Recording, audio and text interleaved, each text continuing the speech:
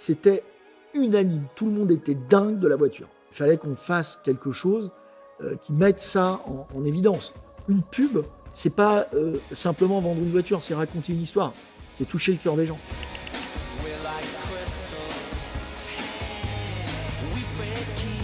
Arnaud Belloni, directeur marketing de la marque Renault. Je suis rentré chez Renault en 1989-1990, c'était le lancement de la Clio. 35 ans plus tard, 17 millions de voitures vendues plus tard, je travaille sur le lancement de la Clio 6e génération. Vous pensez bien que c'est un énorme honneur.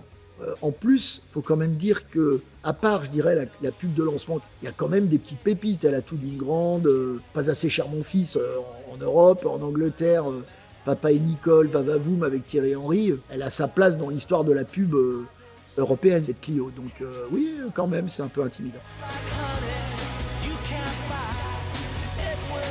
Quand on a travaillé sur des films de lancement, parce qu'on avait déjà le film de Reveal, on s'est dit qu'il nous fallait un deuxième film. Et à un moment donné est arrivé ce film, qui est un film d'une grande évidence, puisque en fait, c'est l'histoire de Clio, la muse de l'histoire. Ce film aurait dû être le film de 1990, puisque quand en 90, les équipes de Renault changent le nom de la Renault 5 Super 5 pour faire une Clio, ils ne nous expliquent pas pourquoi. Pour être à la hauteur, on s'est dit qu'on allait faire un film grand spectacle. Un film épique, qui pourrait être un film de parfum, un film de l'industrie du luxe. Donc on y met les moyens.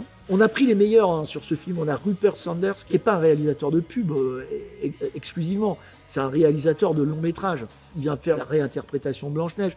C'est un mec qui maîtrise complètement ce qu'on voulait faire. On a filmé dans la grande bibliothèque de Budapest, qui est un lieu extraordinaire, et on en a fait un château. On a shooté toutes les scènes comme des pièces de théâtre, comme des tableaux, on peut dire.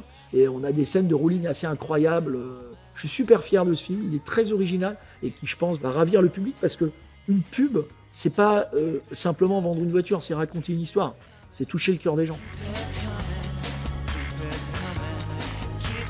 Évidemment, il y a la notion de coup de foudre parce que c'est évident que cette voiture génère le coup de foudre, mais on voulait aussi, et c'est pour ça qu'on a fait le choix de la mythologie grecque et d'expliquer le nom Clio et de le réinterpréter en 30 secondes subtilement et de façon très poétique, c'est l'intelligence. Et on joue un peu avec l'histoire à la manière de Sofia Coppola quand elle fait Marie-Antoinette ou la réinterprétation de Roméo et Juliette avec Leonardo DiCaprio. C'est pour ça qu'on fait ce film, parce que c'est pas simplement une super carrosserie avec des jantes incroyables.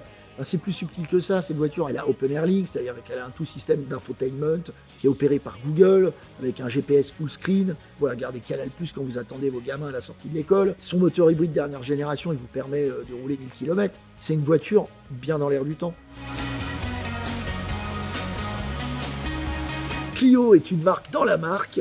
Clio est peut-être même plus connue que Renault, donc on a tout un dispositif pour célébrer l'arrivée de cette nouvelle Clio. Bien sûr, 2 films publicitaires, bien sûr de l'affichage géant, bien sûr une expo sur les Champs-Élysées au défilé Renault qui s'appellera Cliorama. On est en train de parler de la pop culture automobile contemporaine, avec des modèles incroyables, la Clio 16S, la Clio V6, la Clio RS. Elles seront toutes là, aux côtés de la nouvelle. On va délocaliser Cliorama à Rétromobile. Et puis, plein d'autres surprises sont prévues, toute une ligne de merchandising, évidemment, puisque vous savez que c'est quelque chose qui est important pour nous.